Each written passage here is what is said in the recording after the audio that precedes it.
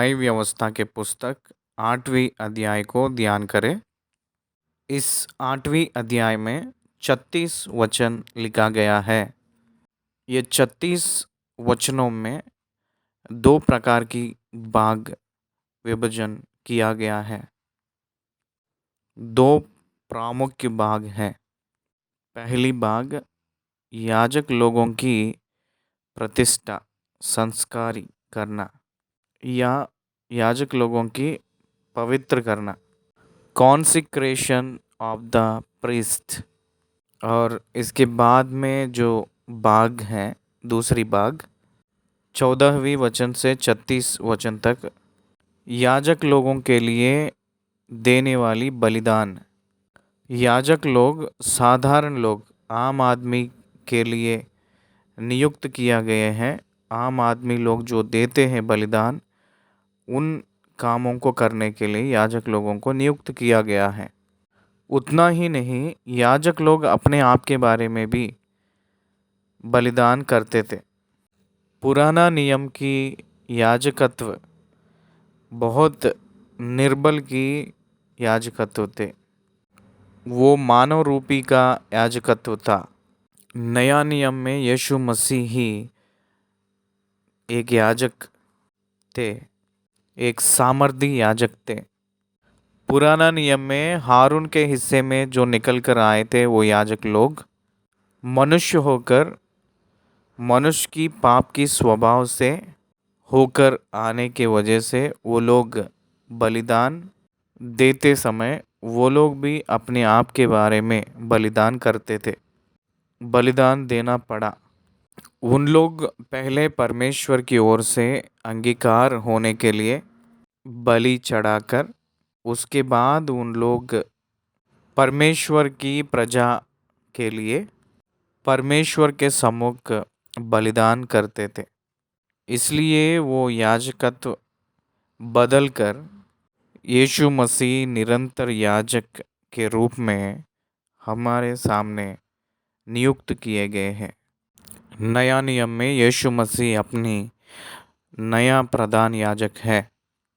वो हारून की क्रम के हिस्से में से निकलकर आए हुए नहीं, मल्कीसदक, जो यीशु मसीह मल्कीसदक की ओर से निकलकर आए हुए याजक थे। माता हो या पिता हो, आदि हो और अंत हो, नहीं था जो मल्कीसदक को परमेश्वर के पुत्र जो याजक के रूप में आए थे। इसलिए यीशु मसीह असली याजक थे, यही अर्थ आती है। उनसे पहले उनकी बदले या उनकी संधि, उनके लिए परमेश्वर ने नियुक्त किए गए उस भाग को छाया के रूप में लोगों को परमेश्वर ने दिखाया था। सारी पुराना नियम, it is the shadow of Jesus Christ, यीशु मसीह की छाया की दर्शन। इसलिए याजक लोगों के लिए कॉन्सिक्रेशन हुई थी। ये पूरा पहले 13 वचनों में रहा है। दूसरी भाग में याजक लोग अपने लिए 14वीं वचन से लेकर 36वीं वचन तक बलिदानों को चढ़ाए थे। अपने आप को संस्कार कर लिए थे, पवित्र कर लिए थे, प्रतिष्ठित कर लिए थे। अपने आप के लिए बलि पशु को चढ़ाए थे, अर्पण किए थे, प्रतिष्ठित किए थे। ये पूरा लिखा गया है। ध्यान से देखिएगा, यहाँ 5 प्रकार की भाग हैं। 14वीं वचन से लेकर 36वीं वचन तक 5 प्रकार की उपभाग हैं, मतलब छोटे छोटे भाग हैं। पहला, पाप की प्रायश्चित की बलि अपने आप के लिए वो लोग नियुक्त कर लिए थे। ये 14वीं वचन से लेकर 21वीं वचन तक, 14वीं वचन से लेकर 17 वचन तक, 18वीं वचन से लेकर 21वीं वचन तक वो लोग होम बलि को चढ़ाए थे अपने आप के लिए। 22वीं वचन से लेकर 26वीं वचन तक अपने आप के लिए वध करने वाली उस मेढ़ों को कॉन्सिक्रेट किए थे। उसके बाद 27वीं वचन से लेकर 29वीं वचन तक हिलाने की अर्पण को वो लोग दिए थे। 30वीं वचन से लेकर हम लोगों को प्रीस्ट्स की अनॉइंटमेंट हमको दिखाई दे रही है। उन लोगों के ऊपर अभिषेक लिखा गया है। 32वीं वचन ये प्रीस्ट लोगों की भोजन लिखा गया है।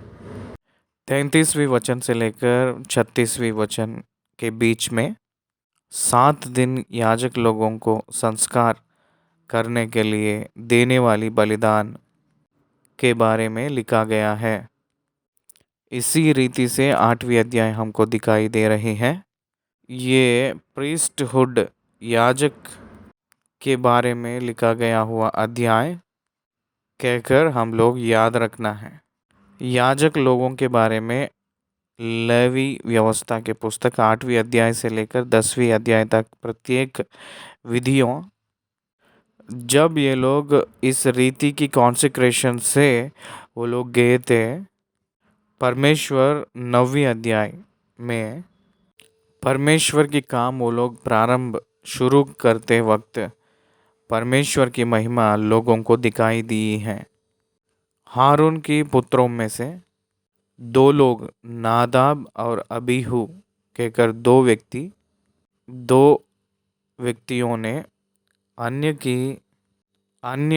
आग को पीकर समर्पण करने के वजह से वो लोग वहीं दहन जल गए थे।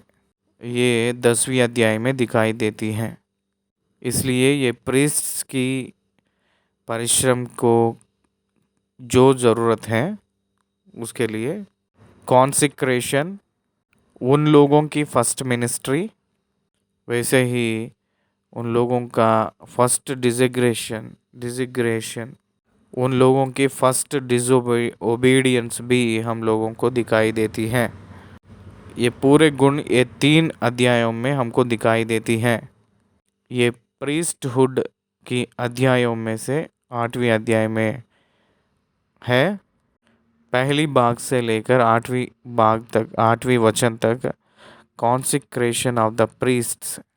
निर्गमन के पुस्तक 29वीं अध्याय पहले से लेकर 9वीं वचन तक और 30वीं अध्याय 30वीं वचन में और उसके बाद 133 भजन संहिता में हारून के ऊपर उंडेला गया है वो अभिषेक का तेल सर से लेकर उतरते हुए दाढ़ी और जो पहना है एफोद की आंचल तक वो उतर कर आई है, पूरा भरा है कहकर जो लिखा है।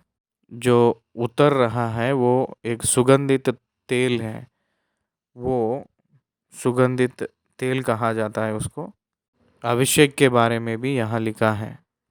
इसलिए ये वचन ऐसे स्थान में आपको दिखाई देती हैं।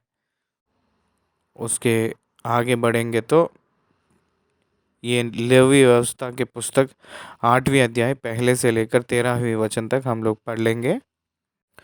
पहला वचन से, फिर यहोवा ने मूसा से कहा, तू हारून और उसके पुत्रों के वस्त्रों और अभिषेक के तेल और पाप बलि के बछड़े और दोनों मेढ़ों और अख़मीर रोटी की टोकरी को मिलाप वाली तंबू के द्वार पर ले आ और वहाँ सारी मंडली को इकट्ठा कर। ध्यान दीजिए, परमेश्वर पब्लिकली और सबके सम्मुख कार्य को नियुक्त कर रहा है। सारे लोग परमेश्वर की मिलाप वाली तंबू के पास आकर मंडली मिलाप वाले तंबू के द्वार पर इकट्ठा होना है। वो उन सारे लोग उस द्वार के सामने रहने का वो ये दिखा रही है कि अपने कार्यों को नियुक्त कर रहे हैं। सारे लोग उस मिलाप वाले तंबू के द्वार के आगे इकट्ठा हुई है। उन लोग इकट्ठा हुए के बाद हारून को और उसके पुत्रों को मूसा ने मिलाप वाली तंबू के सामने सामने लेकर आना है। याजकत्व के काम करने के लिए, अभिषेक किया जाने के लिए, लेकर आने के लिए कहे थे। ध्यान दीजिए, परमेश्वर एक देश की तैयारी के लिए उनको एक आध्यात्मिक विधि को तैयारी करने के लिए परमेश्वर ने याजक लोगों को नियुक्त किए हैं। उसको पालन करने के लिए राजाओं को जैसे नियुक्त करते हैं, उन लोगों को परमेश्वर के नज़दीक नियुक्त करने के लिए उन लोगों के निमित्त याजक लोगों को परमेश्वर ने नियुक्त किए हैं। परमेश्वर उन लोगों के बीच में निवास होने के लिए मिलाप वाली तंबू को उनके बीच में नियमित किए थे उन्होंने। इसलिए मिलाप वाली तंबू के द्वार पर सारी मंडली आकर खड़े होने के बाद हारून और उसके पुत्र तैयारी होकर आना है। कैसे तैयार होना है? उन लोग वस्त्र को लेकर आना है। उन लोगों के लिए एक प्रत्येक वस्त्र को सिलाए गए हैं। हारून के वस्त्र प्रधान याजक के वस्त्र और उसके पुत्रों के वस्त्र याजक लोगों के लिए सिलाया गया हुआ वस्त्र। उस फैमिली को, उस परिवार को परमेश्वर ने चुन लिए हैं। लेवी लोगों को परमेश्वर की काम के लिए प्रत्येक किए हैं परमेश्वर ने। मिलाप वाले तंबू में काम करने के लिए, मंदिर की काम करने के लिए, मंदिर की काम के लिए हारून के परिवार को परमेश्वर ने चुन लिए हैं। उस मंदिर में यानी मिलाप वाले तंबू में काम करने के लिए 30 साल से भी बढ़कर जो जवान लोग थे लेवियों में, उन लोगों को काम करने के लिए परमेश्वर ने इस्राएलियों के परिवारों में से परमेश्वर लिया है। ये काम शुरू करने के लिए परमेश्वर ने शुरू कर रहे हैं। कैसे? मतलब वो लोग अपने आप के लिए पाप की प्रायश्चित के निमित्त एक बछड़े को लेकर आए थे। बछड़ा को लेकर आने के लिए कहे थे परमेश्वर ने। होम बलि के निमित्त 2 भेड़ों को लाने के लिए कहे थे। एक मेढ़ जब अर्पण होती है, उसके बाद दूसरी मेढ़ जब अर्पण होती है, उस दोनों के बीच में जो अंतर के बारे में भी यहाँ लिखा गया है। इसलिए अगर हम लोग यहाँ ध्यान देंगे तो पाप की प्रायश्चित के निमित्त बछड़ा को और 2 मेढ़ों को भी लेकर आए थे। परमेश्वर ने लाने के लिए कहे थे। तंबू के पास, मिलाप वाली तंबू के पास अख़मीरी रोटी की टोकरी को भी लाने के लिए कहे थे। मिलाप वाली तंबू के द्वार पर ले आ और वहीं सारी मंडली को इकट्ठा कर, कहकर परमेश्वर ने कहे थे। यहोवा की इस आज्ञा के अनुसार मूसा ने किया और मंडली मिलाप वाले तंबू के द्वार पर इकट्ठा हुई। देखिएगा, एक नियम के अनुसार वो लोग जीवित थे, उस समय जी रहे थे। एक बुलाहट की आज्ञाकारिता दिखाए थे। परमेश्वर जब बुलाए थे तो उन लोग अनाज्ञाकारिता ना होकर आकर इकट्ठा हुए थे। 5वीं वचन, तब मूसा ने मंडली से कहा, जो काम करने की आज्ञा यहोवा ने दी है वह यही है। ये बात को अंडरलाइन कर लीजिए, मार्क कर लीजिए। जो काम करने की आज्ञा यहोवा ने दी है, सॉवरनिटी ऑफ गॉड, परमेश्वर के सार्वभौमिक अधिकार में परमेश्वर अपनी योजना बनाए थे। Eternal plan of God executed by God himself. परमेश्वर ही उसको नियुक्त किए हैं। उसमें मनुष्य की खुद की इच्छा की मौका परमेश्वर ने नहीं दिया है। इसलिए परमेश्वर अपने इच्छा को पूरा करके नियुक्त किए हुए अंश को वो ही निर्वहन कर रहे हैं। ये सारे विधियां परमेश्वर की योजना से है, यानी ना कि मनुष्य की योजना से।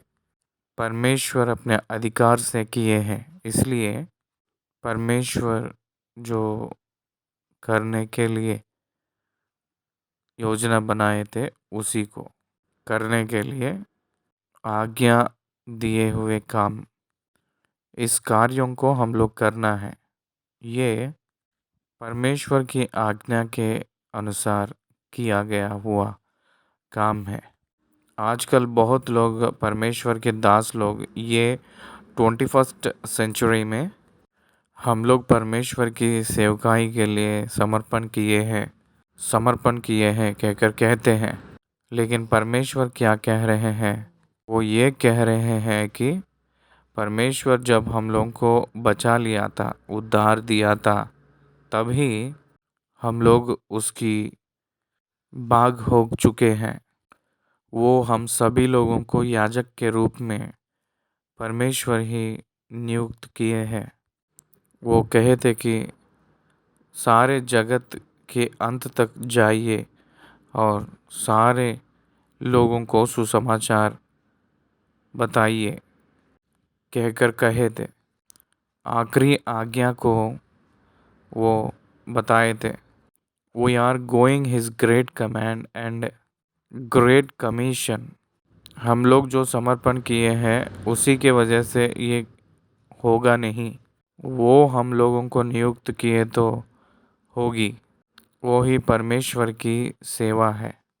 इसलिए परमेश्वर की सोच, माँ की गर्भ में हम लोग तैयारी होने से पहले ही परमेश्वर की आंख, परमेश्वर की दास आपको और हमको देखा है। हम लोगों को बचा लिए हैं, परमेश्वर के बाग हुए हैं हम लोग, तो इसलिए हम लोग उसके काम करने की योग्य हुए हैं। जिम्मेदारी अपने ऊपर है कहकर वचन कहती है। आगे बढ़ेंगे 6वां वचन। फिर मूसा ने हारून और उसके पुत्रों को समीप ले जाकर जल से नहलाया था। क्या वो लोग नहाते नहीं क्या? उन लोग करना नहीं, उन लोग नहाना नहीं। मूसा ने उन लोगों को पवित्र कर रहा है। वो लोग अपने आप खुद नहा सकते हैं ना? नहान नहीं होगा। क्यों? इसका अर्थ क्या है?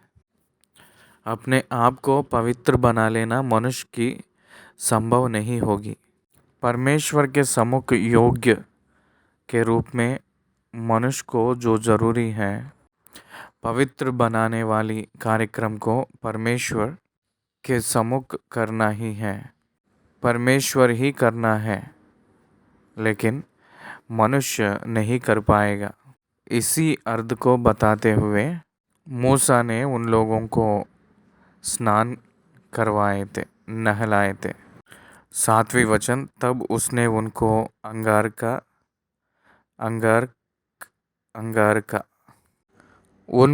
अंगार का पहनाया और कटिबंध लपेटकर बाग पहना दिया और यपोद लगाकर यपोद के खड़े हुए पट्टे से यपोद को बांधकर कस दिया और उसने चपरास लगाकर चपरास में उरीम और तुमीम रख दिया। तब उसने उसके सिर पर पगड़ी बांधकर पगड़ी के सामने सोने की टीके को अर्थात पवित्र मुकुट को लगाया, जिस प्रकार यहोवा ने मूसा को आज्ञा दी थी। God is using Moses in his place. परमेश्वर मूसा को अपने स्थान में इस्तेमाल कर रहे थे। हारून को याजक के रूप में अंगीकार करने के लिए हारून को शुद्धि किया है, वो परमेश्वर ही है, शुद्ध किया है। हारून को याजक के वस्त्र जो पहनाया था वो भी परमेश्वर ही है। वो परमेश्वर के पक्ष में मूसा ही किए थे। यहोवा की आज्ञा है वो। इसलिए कोई भी अपने आप को धार्मिक रूप से अपने आप पवित्र करने के लिए जो कार्य है वो अपने आप नहीं कर लेते हैं, नहीं कर पाते हैं, नहीं कर सकते हैं। परमेश्वर ही वस्त्र पहनाना है। आदम की वाटिका में भी आदम और हव्वा को परमेश्वर ही जो बनाया था अपने आप से, उस चमड़े के अंगार के बनाकर उनको पहना दिया।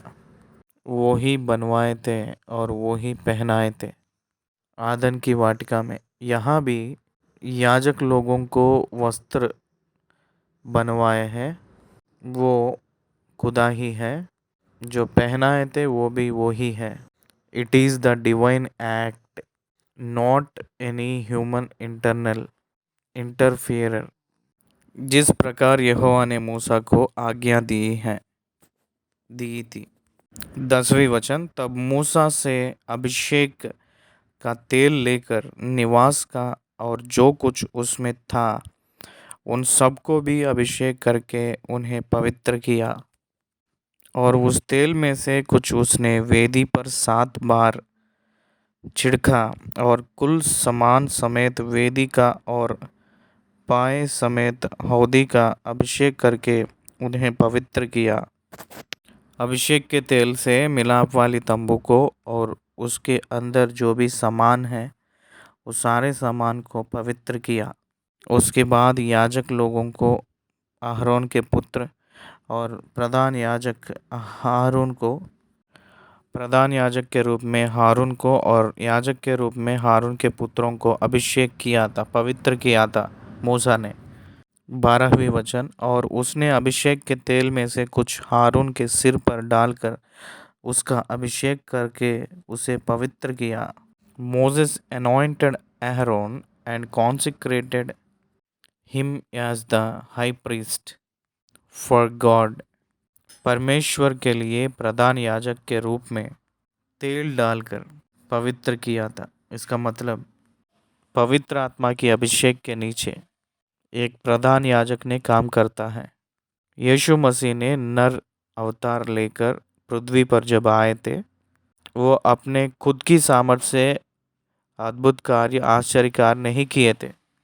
पवित्र आत्मा की अभिषेक के नीचे अपनी परमेश्वर की दैविक स्वभाव को, दैविक संकल्प को संपूर्ण नर के रूप में वो पूरा किए हैं कहकर हम लोग समझना चाहिए। 13वीं वचन, फिर मूसा ने हारून के पुत्रों को समीप ले आकर अंगार के पहनाकर कटिबंध बांध के उनके सिर पर टोपी रख दी, जिस प्रकार यहोवा ने मूसा को आज्ञा दी थी। 14वीं वचन, तब वह पाप बलि के बछड़े को समीप ले गया और हारून और उसके पुत्रों ने अपने अपने हाथ पाप बलि के बछड़े के सिर पर रखे। ध्यान दीजिए, बछड़ा और भेड़ नहीं तो मेढ़। यहाँ आप ध्यान दीजिए, बछड़ा सामर्थी है और ये अत्यधिक लहू की है। भेड़ छोटा है। भेड़ को होम बलि के लिए इस्तेमाल करते हैं और एक मेढ़ को और एक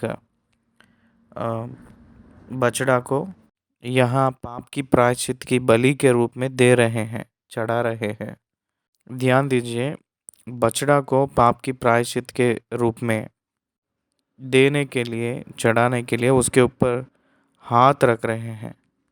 अपने पाप के लिए नियुक्त किया गया हुआ जानवर बलि पशु को अंगीकार करने के लिए परमेश्वर से मांग रहे हैं, जैसा यहाँ लिखा है। 15वीं वचन, तब वह बलि किया गया और मूसा ने लहू लेकर उंगली से वेदी के चारों सींगों पर लगाकर पवित्र किया और लहू को वेदी के पाए पर उंडेल दिया और उसके लिए प्रायश्चित करके उसको पवित्र किया। 16वीं वचन को देखें। 16वीं वचन, और मूसा ने अंतड़ियाँ और अंतड़ियाँ पर की सब चर्बी और कलेजे पर की झिल्ली और चर्बी समेत दोनों गुर्दों को लेकर वेदी पर जलाया। परंतु बछड़े में से जो कुछ शेष रह गया उसको अर्थात गोबर समेत उसकी खाल और मांस को उसने छावनी से बाहर आग में जलाया, जिस प्रकार यहोवा ने मूसा को आज्ञा दी थी। पाप की प्रायश्चित के बलि अर्पण किया गया है याजक लोगों के लिए। इसको इसके मांस के साथ और उसकी चमड़े के साथ छावनी के बाहर आग में जलाए थे। यीशु मसीह ने छावनी के बाहर परिश्रम किए हैं कहकर लिखा है, कष्ट उठाए हैं कहकर हम लोग देख रहे हैं। इसलिए ये भी परमेश्वर को दर्शा रही है। ध्यान दीजिए, यहाँ 14वीं वचन से लेकर 17वीं वचन तक पाप की प्रायश्चित की बलि, सिन ऑफरिंग के बारे में लिखा गया है। 18 से लेकर 21 तक होम बलि, होम बलि, होम बलि के निमित्त दो प्रत्येक रूप की दो मेढ़ों को लेकर आने के लिए कहे थे। एक मेढ़ बर्न्ट ऑफरिंग होम बलि के रूप में देने के लिए परमेश्वर ने कहे थे। पढ़ रहा हूँ, 18वीं वचन से लेकर 21वीं वचन तक होम बलि के बारे में लिखा गया है। फिर वह होम बलि के मेढ़े को समीप ले गया और हारून और उसके पुत्रों ने अपने अपने हाथ मेढ़े के सिर पर रखे। तब वह बलि किया गया और मूसा ने उसका लहू वेदी पर चारों ओर छिड़का। तब मेढ़ टुकड़े टुकड़े किया गया और मूसा ने सिर और चर्बी समेत टुकड़ों को जलाया। तब अंतड़ियाँ और पाँव जल से धोए गए और मूसा ने पूरे मेढ़े को वेदी पर जलाया और वह सुखदायक सुगंध देने के लिए होम बलि और यहोवा के लिए हव्य हो गया, जिस प्रकार यहोवा ने मूसा को आज्ञा दी थी। यहोवा के लिए होम बलि जो बलि हुई थी वो जलाए थे, वो सब कुछ संपूर्ण रीति से जल गया था। उसमें से कोई भी कुछ भी ना लेकर परमेश्वर के लिए संपूर्ण रीति से जलाए थे। ये मन भर से परमेश्वर की धन्यवाद दिए सो जैसा एक सादृश्य में, एक चिन्ह के रूप में ये होम बलि दिख रही है। उसके बाद 22वीं वचन से लेकर 26वीं वचन तक दूसरी मेढ़ को क्या किए हैं देखेंगे। फिर वह दूसरे मेढ़े को जो संस्कार का मेढ़ था समीप ले गया और हारून और उसके पुत्रों ने अपने अपने हाथ मेढ़े के सिर पर रखे। तब वह बलि किया गया और मूसा ने उसके लहू में से कुछ लेकर हारून के दाहिने कान के सिर पर और उसके दाहिने हाथ और दाहिने पाँव के अंगूठों पर लगाया। ये एक प्रतिष्ठित रूप के वजह से रूप के अनुसार दिया गया हुआ बलि है। इसका लहू प्रतिष्ठित लहू है, इसलिए हारून को और उसके पुत्रों को प्रतिष्ठित किए थे, संस्कार किए थे। लहू से प्रतिष्ठित किए थे। 8वीं अध्याय में जब हम देखते हैं पाप की प्रायश्चित की बलि में, पाप की प्रायश्चित की बलि की पशु की लहू से मिलाप वाली तंबू को प्रतिष्ठित किए थे, मिलाप वाली तंबू को प्रतिष्ठित किए थे। यहाँ मेढ़ की लहू से याजक लोगों को प्रतिष्ठित किए थे। देखिए, मूसा ने उसके लहू में से कुछ लेकर हारून के दाहिने कान के सिरे पर और उसके दाहिने हाथ और दाहिने पाँव के अंगूठों पर लगाया। 24वीं वचन, और वह हारून के पुत्रों को समीप ले गया और लहू में से कुछ एक उसके दाहिने कान के सिरे पर और दाहिने हाथ और दाहिने पाँव के अंगूठों पर लगाया। और मूसा ने लहू को वेदी पर चारों ओर छिड़का और उसने चर्बी और मोटी पूंछ और अंतड़ियाँ पर की सब चर्बी और कलेजे पर की झिल्ली समेत दोनों गुर्दे और दाहिनी जांग ये सब लेकर अलग रखे।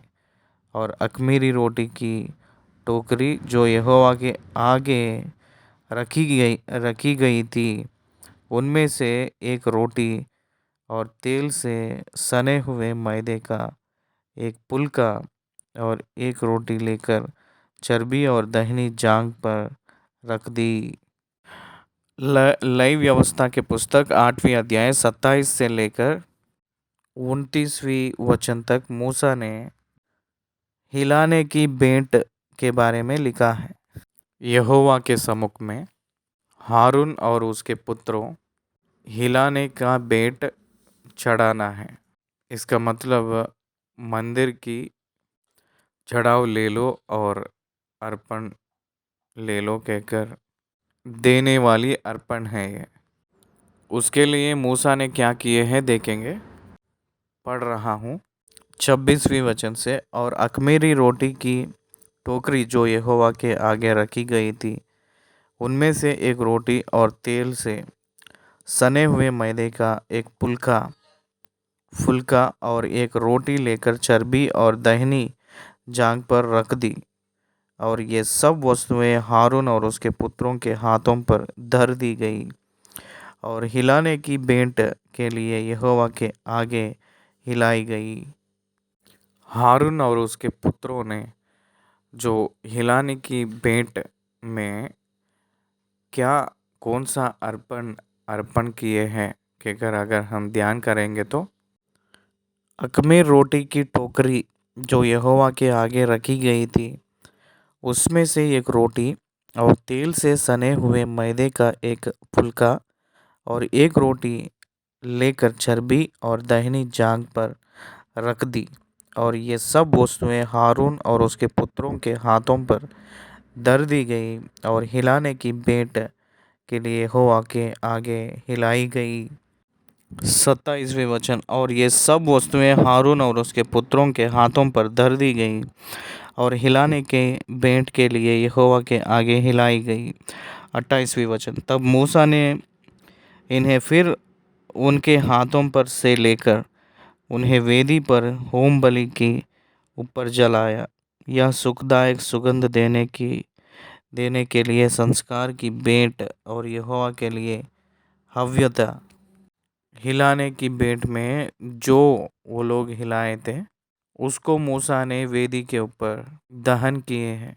उसको परमेश्वर ने स्वीकार किए थे। यह एक सुखदायक प्रतिष्ठित संस्कार की भेंट के रूप में परमेश्वर उसको अंगीकार कर रहे हैं। तब मूसा ने छाती को लेकर हिलाने की भेंट के लिए यहोवा के आगे हिलाया और संस्कार के मेढ़े में से मूसा का भाग यही हुआ जैसा यहोवा ने मूसा को आज्ञा दी थी। इसका मतलब मूसा को परमेश्वर जो दिया गया है वो भी समर्पण किए जैसे हम लोगों को यहाँ दिखाई दे रही है। इसलिए कंप्लीटली संपूर्ण रूप में हिलाने वाले की भेंट की सारे भागों को वेदी पर दहन होने के लिए जलाने के लिए गए हैं कहकर हम लोगों को पता चल रही है। और तब मूसा ने अभिषेक के तेल और वेदी पर के लहू दोनों में से कुछ लेकर हारून और उसके वस्त्रों पर और उसके पुत्रों और उनके वस्त्रों पर भी छिड़का। और उसने वस्त्रों समेत हारून को भी पवित्र किया। हमको 30वीं वचन जितने भी सेवक लोग हैं, याजक लोग हैं, उन लोगों के संस्कार के रूप में ये वचन हमको दिखाई दे रहे हैं, प्रतिष्ठित के रूप में दिखाई दे रही है। उसके बाद 31 और 32 वचनों में ये लोग खाने की विषयों के बारे में कहा गया है। तब मूसा ने हारून और उसके पुत्रों से कहा, मांस को मिलाप वाले तंबू के द्वार पर पकाओ और उस रोटी को जो संस्कार की टोकरी में है वह खाओ, जैसे मैंने आज्ञा दी है कि हारून और उसके पुत्र उसे खाए। और मूसा और रोटी में से जो शेष रह जाए उसे आग में जला देना, और मांस और रोटी में से जो शेष रह जाए उसे आग में जला देना कहे थे। दूसरे दिन के लिए वो रखना नहीं। वैसे आप लोग प्रतिष्ठित के दिन जब तक ख़त्म नहीं होगा और जब तक तुम्हारे संस्कार के दिन पूरे ना हो तब तक, अर्थात 7 दिन तक मिलाप वाले तंबू के द्वार के बाहर ना जाना, क्योंकि वह 7 दिन तक तुम्हारा संस्कार करता रहेगा। जिस प्रकार आज किया गया है वैसे ही करने की आज्ञा यहोवा ने दी है, जिससे तुम्हारा प्रायश्चित किया गया है। आज कैसे हुआ था वैसे ही 7 दिन उन लोगों को सेम प्रोसीजर करना है कहकर परमेश्वर ने आज्ञा दिया था।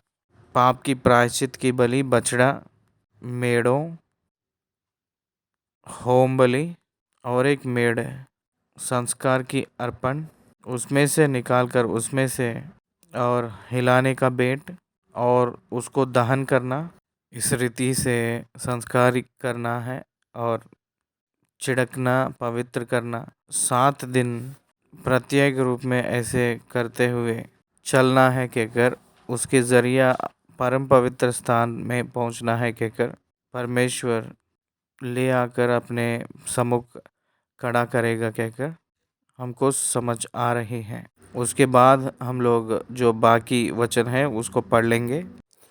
देखिए 33 वचन, और जब तक तुम्हारे संस्कार के दूर पूरे ना हो तब तक, अर्थात 7 दिन तक मिलाप वाले तंबू के द्वार के बाहर ना जाना, क्योंकि वह 7 दिन तक तुम्हारे संस्कार करता रहेगा।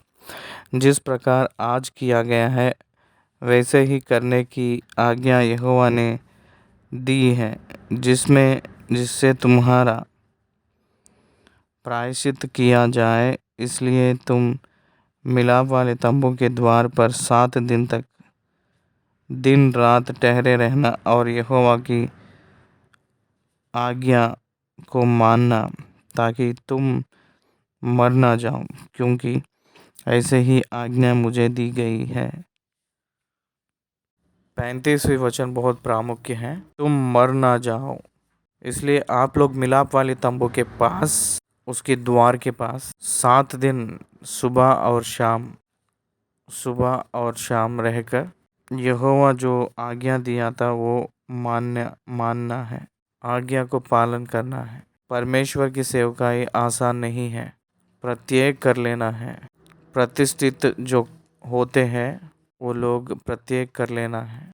अभिषेक के रूप में नियुक्त हम लोग अपने आप को सोचना है, अपने स्थिति में से हम लोग अलग किए हुए जैसे प्रत्येक कर लेना है।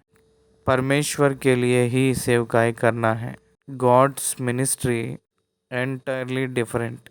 आज के दिनों की सेवक लोगों को ये सारे विषय नहीं जान के कितना हम लोग प्रत्येक कर लेना चाहिए। ये साधारण जीवन लोग अपने जीवन को इनकार करके परमेश्वर के लिए नियुक्त किए हुए सेवकाई करना है। उतनी महान भाग्य परमेश्वर के दास लोगों को दिए हैं।